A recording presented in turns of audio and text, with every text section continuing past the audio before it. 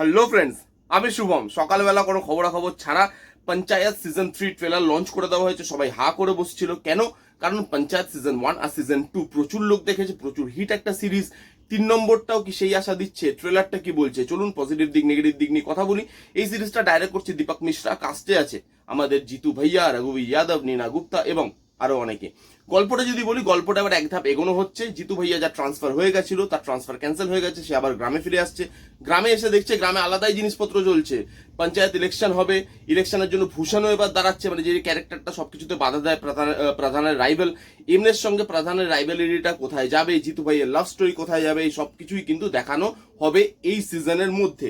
এবার যদি ট্রেলারটার মধ্যে আসি, ট্রেলারটার পজিটিভ দিক নিয়ে যদি প্রথমে কথা বলি, অনেকগুলো পজিটিভ দিক আছে। পঞ্চায়েত আমাদের কেন ভালো লাগে? ফার্স্ট হচ্ছে কমেডি, এবং এখানে কমেডিটা যেভাবে ওয়ার্ক করে ট্রেলারে, সিরিয়াসলি আপনার হাসি পাবে। এখানে ট্রেলারের লাস্টে একটা জায়গা আছে যেখানে ওই প্রহ্লাদ বলে ক্যারেক্টারটা বলবে যে এখানে তো শান্তি সমঝোতা করতে যাইছে এমএলএ, তো আমাদের তো এটা করতে হবে। তখন প্রধান বলবে যে ভাই শান্তি সমঝোতা করতে যাচ্ছে, ভাই পায়রাও তো ওড়াতে হবে। ও প্রহ্লাদ যেভাবে হাসবে, আর ওখানে 4টে লোক যারা যারা মানে জিতু ভাইয়া, বিকাশ, সবাই দাঁড়িয়ে যেভাবে হাসবে, ওই সিনটা এমন কমেডি ক্রিয়েট করে।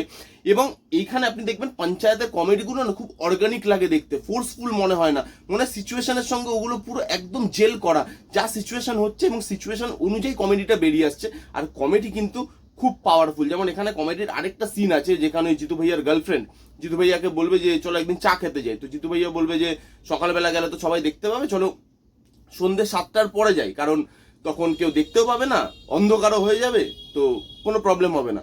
তখন মেয়েটা বলবে আন্ধেরে মে যাকে আপকো ক্যা করনা है। মানে আউটস্ট্যান্ডিং কমেডি লাইন, এবং কমেডিটা কিন্তু ট্রেলারে ওয়ার্ক করছে। সিরিজেও ভালো ভালো কমেডি পাঞ্চেস থাকবে, লাইন থাকবে, আর পঞ্চায়েত কমেডির জন্যই জানা যায়।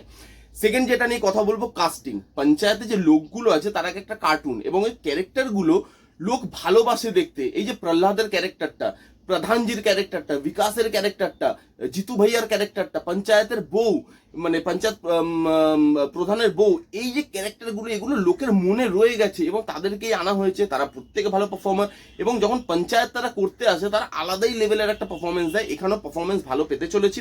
কাস্টিং আগের মতোই খুব সুন্দর। নেক্সট হচ্ছে পঞ্চায়েতের সিম্পলিসিটিটা খুব ভালো।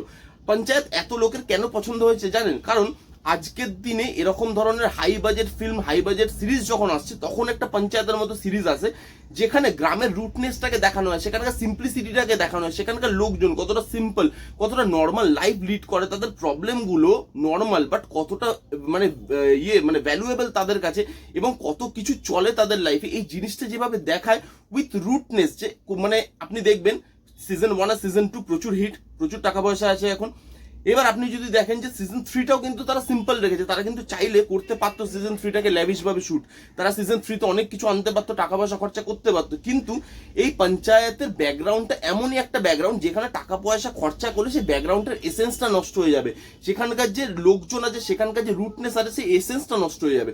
সেই জন্য এটাকেও খুব নর্মাল রাখা হয়েছে, এবং সিজন 1 আর সিজন 2 এর মতোই এর লুক অ্যান্ড ফিল রাখা হয়েছে, যেটা খুব ভালো, সিম্পল, এবং এর অথেন্টিসিটিটা এর প্রোভাইড করছে। এরপর যেটা বলবো, ট্রেলার এডিটটা ভালো হয়েছে, খুব ক্রিস্প করা হয়েছে, ছোট করা হয়েছে, বেশি বড় ট্রেলার করা হয়নি, বেশি গল্প রিভিল করছে না, জাস্ট ক্যারেক্টারগুলো এবার গ্রামে কি কি প্রবলেম হবে সেই জিনিসগুলো আমাদের কাছে হাইলাইট করছে, এবং সেটা কিন্তু লোকের ইন্টারেস্ট বাড়াবে সিরিজটা দেখার জন্য। আর এমনিতেও ট্রেলার ভালো হোক খারাপ হোক, পঞ্চায়েত এমনিতেই সবাই দেখবে। এবার যদি আমি নেগেটিভ দিকে চলে আসি, একটাই আমার নেগেটিভ দিক লেগেছে। আপনি যদি পঞ্চায়েত দেখেন, পঞ্চায়েতে না কমেডির সাথে সাথে ইমোশনটাও খুব ভালো ওয়ার্ক করে, বাট এইখানে ট্রেলারে ইমোশনটা দেখতে পেলাম না। কারণ সিজন 2তে আপনি দেখবেন প্রহ্লাদের ক্যারেক্টারটা কতটা ইমোশনাল একটা ওয়েতে শেষ হয়েছিল, ওই ক্যারেক্টারের জার্নিটা।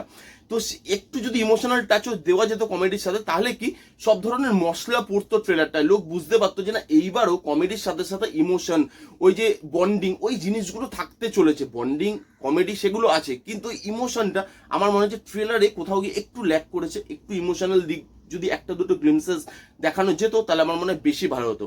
বাট নো ইস্যু, ভালো হয়েছে সিজন 3 ট্রেলার দেখার জন্য বসে আছি। কারা কারা আমার মধ্যে সিজন 3 পঞ্চায়েতে দেখার জন্য বসে আছেন কমেন্ট করে জানান, এবং যারা অলরেডি ট্রেলারটা দেখে নিয়েছেন কমেন্ট করুন, যারা দেখেননি তারা যান এবং গিয়ে দেখে আসুন।